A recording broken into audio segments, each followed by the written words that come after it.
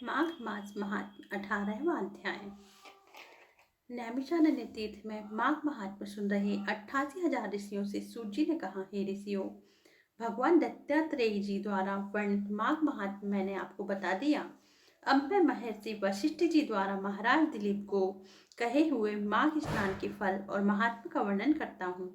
इसका ध्यान पूर्वक श्रवण कीजिए।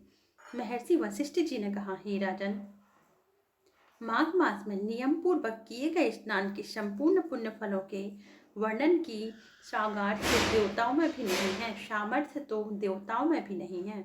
माघ स्नान समस्त यज्ञों, दानों और व्रतों से श्रेष्ठ है। समस्त श्रेष्ठ व्रतों से प्राप्त होने वाले फल माघ स्नान करने से प्राप्त हो जाते हैं। हे राजन, यह ब्रह्मज्ञानी के समान सद्गति को प्राप्त कराता है। यदि घोर पात के मनुष्य भी मकर के सूर्य में माघ स्नान के पश्चात ईश आराधना करते हैं, दान करते हैं तथा अपने शेष जीवन में पापों से बचे रहकर शुभ कर्म करते रहते हैं, तो वे समस्त पापों संतापों से मुक्त होकर सद्गति को प्राप्त करते हैं। हे दिलीप, माघ स्नान से मनुष्यगण पवित्र होकर मातृ पितृ कुलों के पितरों सहित उत्तम सुंदर विमानों पर चढ़कर स्वर्ग को जाते हैं। जो माघ महीने में नदी में अरुणोदय काल का स्नान करता है, वह पिता तथा माता के वंश के समस्त मनुष्यों का उद्धार करके सुंदर माला लेकर स्वर्ग जाता है। सदा के पापी, दुराचारी और कुकर्मी मनुष्य भी माघ स्नान और हरि की पूजा करने से पाप के बड़े समुदाय से निर्मुक्त होकर भगवान के सदृश शरीर वाले हो जाते हैं। पाखंडी मनुष्य भी प्रयाग में माघ के महीने में 3 दिन स्नान करने से सज्जनों की गति को प्राप्त होते हैं।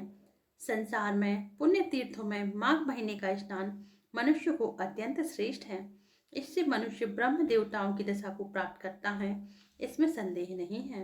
हे राजन, माघ स्नान का पुण्यकाल इतना अधिक पुण्यफल इतना अधिक है कि प्राचीन काल में एक समय राजा इंद्र के श्राप से कठिन दुख भोगती गंधर्व कन्याएं भी माघ स्नान करके श्राप मुक्त हो गई थी।